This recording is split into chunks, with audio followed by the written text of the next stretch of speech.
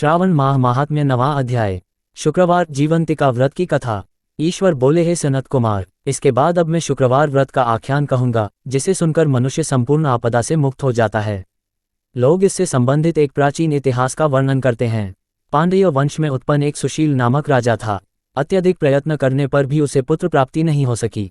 उसकी सर्वगुण संपन्न सुकेशी नामक भार्या थी। जब उसे संतान न हुई तब वह बड़ी चिंता में पड़ गई। तब स्त्री स्वभाव के कारण अति साहस से युक्त मन वाली उसने मासिक धर्म के समय प्रत्येक महीने में वस्त्र के टुकड़ों को अपने उदर पर बांधकर उदर को बड़ा बना लिया और अपनी प्रसूति का अनुकरण करने वाली किसी अन्य गर्भिणी स्त्री को ढूंढने लगी। भावी देवयोग से उसके पुरोहित की पत्नी गर्भिणी थी। तब कपट करने वाली राजा की पत्नी ने किसी प्रसव कराने वाली को इस कार्य में लगा दिया और उसे एकांत में बहुत धन देकर वह रानी चली गई। उसके बाद रानी को गर्भिणी जानकर राजा ने उसका पुंसवन और अनवलोभन संस्कार किया। 8वां महीना होने पर सीमंतोन्नन संस्कार के समय राजा अत्यंत हर्षित हुए। इसके बाद उस पुरोहित पत्नी का प्रसवकाल सुनकर वह रानी भी उसी के समान सभी प्रसव संबंधी चेष्टाएं करने लगी।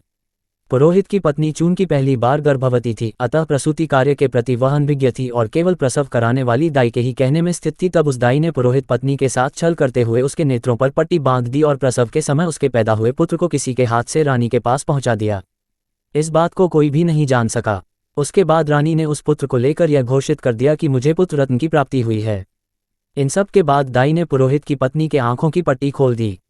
दाई अपने साथ मांस का एक पिंड लाई थी और उसने वह उसे दिखा दिया। फिर उसके सामने आश्चर्य तथा दुख प्रकट करने लगी कि यह कैसा अनिष्ट हो गया और कहने लगी कि अपने पुरोहित पति से इसकी शांति जरूर करवा लेना।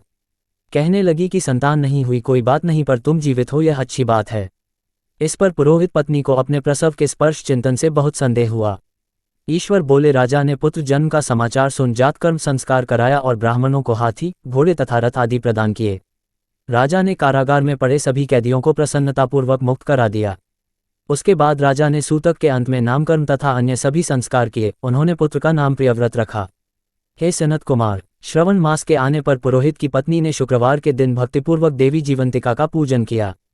दीवार पर अनेक बालकों सहित देवी जीवंतिका की मूर्ति लिखकर पुष्प तथा माला से उनकी पूजा करके गोधूम की पीठी के बनाए गए 5 दीपक उनके सम्मुख उसने जलाए और स्वयं भी गोधूम का चूर्ण भक्षण किया और उनकी मूर्ति पर चावल फेंका और कहा, हे जीवंती, हे करुणार्णवे, जहाँ भी मेरा पुत्र विद्यमान हो आप उसकी रक्षा करना। ये प्रार्थना करके उसने कथा सुनकर यथाविधि नमस्कार किया। तब जीवंतिका की कृपा से वह बालक दीर्घायु हो गया और वे देवी उसकी माता की श्रद्धा भक्ति के कारण दिन रात उस बालक की रक्षा करने लगी। इस प्रकार कुछ समय बीतने पर राजा की मृत्यु हो गई। तब पितृभक्त उनके पुत्र ने उनकी पारलौकिक क्रिया संपन्न की। इसके बाद मंत्रियों तथा पुरोहितों ने प्रियव्रत को राज्य पर अभिषिक्त किया। तब कुछ वर्षों तक प्रजा का पालन करके तथा राज्य भोग कर वह पितरों के ऋण से मुक्ति के लिए गया जाने की तैयारी करने लगा। राज्य का भार वृद्ध मंत्रियों पर भक्तिपूर्वक सौंपकर और स्वयं के राजा होने का भाव त्याग कर उसने कार्यटिक का भेष धारण कर लिया और गया के लिए प्रस्थान किया। मार्ग में किसी नगर में किसी गृहस्थ के घर में उन्होंने निवास किया। उस समय उस गृहस्थ की पत्नी को प्रसव हुआ था। इसके पहले षष्ठी देवी ने उसके 5 पुत्रों को उत्पन्न होने के 5वें दिन मार दिया था। ये राजा भी उस समय 5वें दिन ही वहां गया हुआ था। रात में राजा के सो जाने पर उस बच्चे को ले जाने के लिए षष्ठी देवी आई।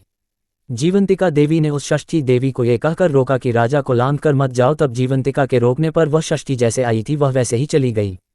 इस प्रकार उस गृहस्वामी ने उस बालक को 5वें दिन जीवित रूप में प्राप्त किया।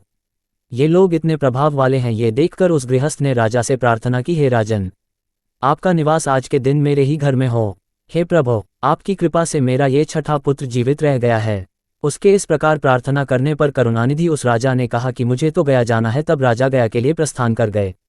वहां पिंडदान करते समय विष्णुपद वेदी पर कुछ अद्भुत घटना हुई। उस पिंड को ग्रहण करने के लिए 2 हाथ निकलकर आए। तब महान विस्मययुक्त राजा संशय में पड़ गए और पुनः पिंडदान कराने वाले ब्राह्मण के कहने पर उन्होंने विष्णुपद पर पिंड रख दिया। इसके बाद उन्होंने किसी जानी तथा सत्यवादी ब्राह्मण से इस विषय में पूछा। तब उस ब्राह्मण ने उनसे कहा कि ये दोनों हाथ आपके पितर के थे। इसमें संदेह हो तो घर जाकर अपनी माता से पूछ लीजिए, वह बता देगी। तब राजा चिंतित तथा दुखी हुए और मन में अनेक बातें सोचने विचारने लगे।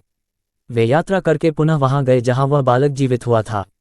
उस समय भी उस स्त्री को पुत्र उत्पन्न हुआ था और वह उसका 5वां दिन था।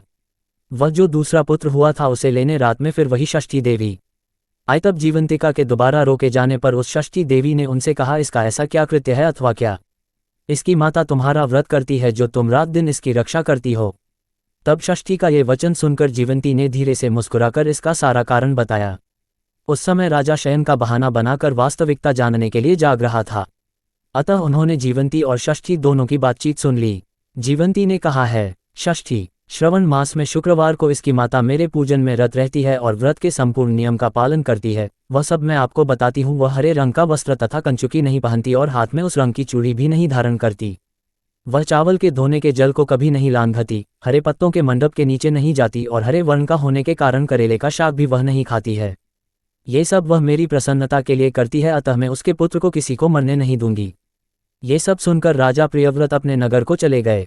उनके देश के सभी नागरिक स्वागत के लिए आए। तब राजा ने अपनी माता से पूछा, हे माता, क्या तुम जीवंतिका देवी का व्रत करती हो? इस पर उसने कहा कि मैं तो इस व्रत को जानती भी नहीं हूँ।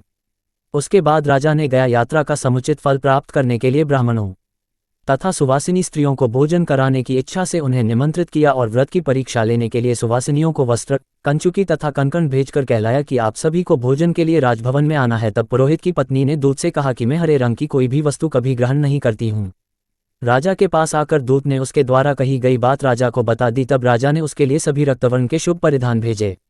वह सब धारण करके वह पुरोहित पत्नी भी राजभवन में आई।